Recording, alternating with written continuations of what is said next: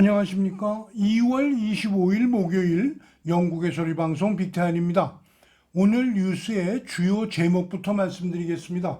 첫째는 독일 일간지가 Dear Bruton, we envy you 라는 기사를 썼습니다. 둘째는 금년 예산은 선심 예산이라고 말합니다. 셋째는 북한 비핵화에 관련된 바이든 행정부의 향후 정책 방향이 나왔습니다. 첫 소식을 독일 일간지가 친애하는 영국 국민 여러분, 우리는 당신들이 부럽습니다. 라는 기사를 썼습니다. 이 소식을 뉴스캐스터 아이린이 전해드립니다. 친애하는 영국민이여, 우리는 당신들이 부럽습니다. 라는 제목의 서한 채로 시작하는 기사를 독일의 유력 일간지가 기재했습니다. 기사의 내용은 영국의 성공적인 백신 접종 실태에 대해서 말하고, 이어서 보리스 수상의 봉쇄 해제 계획에 대해서도 말합니다. 잉글랜드는 모든 것이 계획대로 진행된다면 6번 10월 21일까지는 정상사회로 돌아가는데 제한이 없습니다.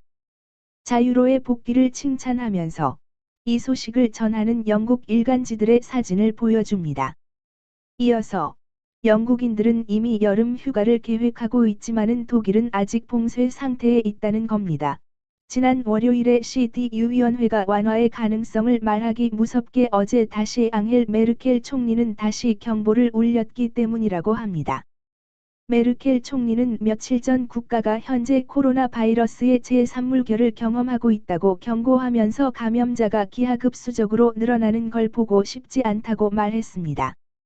홉킨스 대학의 통계에 의하면 독일에서는 코로나로 사망한 환자 현재까지 6만 8,912명이고 영국은 12만 1,978명입니다.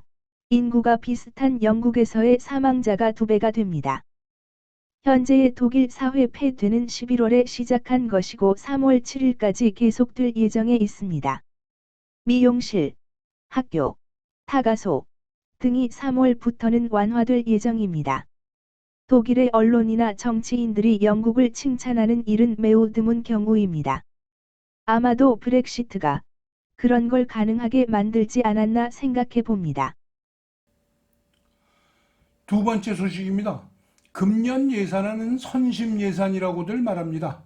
록다운에 지친 시민들에게 위로가 될 수 있는 예산안을 3월 3일에 발표할 예정이기 때문입니다. 뉴스캐스터 아이린 킴이 보도하여 드리겠습니다. 펍이나 식당에서 마시는 맥주와 와인 가격이 떨어집니다.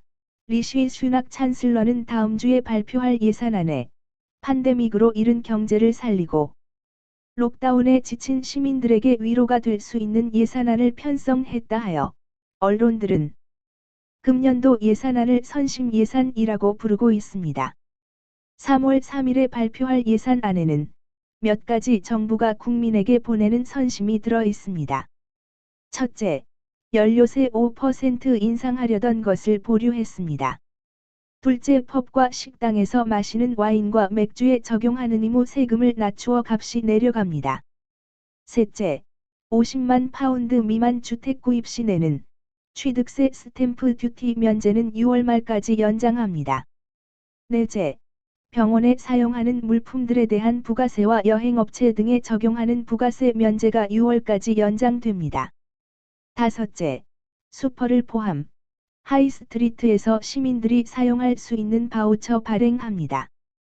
현재까지 정부는 팬데믹으로 인해 부채가 2조 파운드를 넘어섰습니다. 슈낙은 국가 전체가 록다운되어 있는 상태에서 세금을 올리는 것은 연기할 수밖에 없었다고 말합니다. 내각 관리들은 정부의 지원 정책이 록다운 해제의 단계적 계획에 맞추어 실행되어야 한다는 것에 의견을 모았습니다. 다음은 북한 비핵화에 관련된 바이든 행정부의 향후 정책 방향이 나온 것을 빅타현 뉴스 애널리스트가 보도해 드리겠습니다. 스위스 제네바에서 열린 유엔 군축 회의가 화상회의로 진행되었습니다. 22일에 열린 회의에서 미국의 블링컨 국무장관은 미국은 원칙적으로 북한의 비핵화에 변함이 없으며 이를 위해 동맹국들과 협의해가면서 수행하겠다고 말했습니다. 이어서 바이든 행정부가 러시아와 향후 5년간의 핵무기 사용 제한 협정에 조인했다고 말했고, 중국과 이란의 핵무기 문제에 대한 정책도 설명했습니다.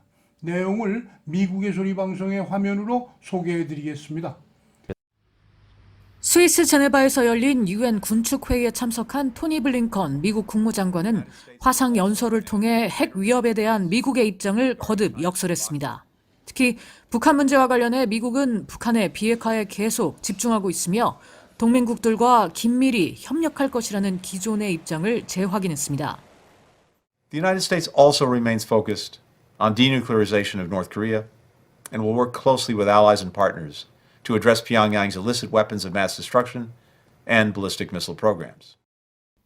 블링컨 장관은 또 조 바이든 대통령이 취임 2주 만에 러시아와 신전략무기 감축 조약 5년 연장에 합의했다면서 두 나라와 세계가 더 안전해졌으며 이는 핵 위협에 대처하기 위한 노력의 시작에 불과하다고 설명했습니다.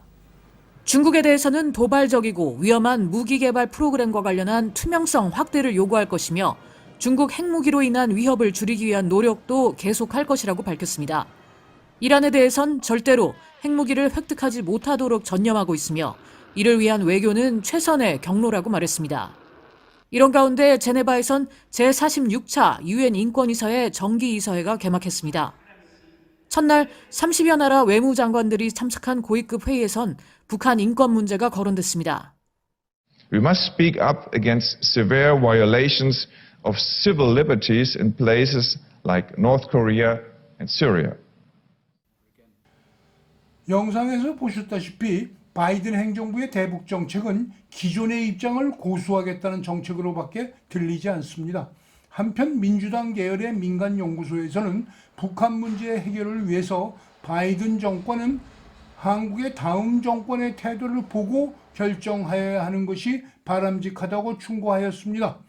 현 정권과는 대화의 필요성을 느끼지 않는다는 말과 같은 맥락입니다. 이상으로 오늘 방송을 마치겠습니다. 지난 방송을 보시려면 유튜브에서 영국의 소리 방송을 찾아주십시오. 내일 다시 뵙겠습니다. 감사합니다.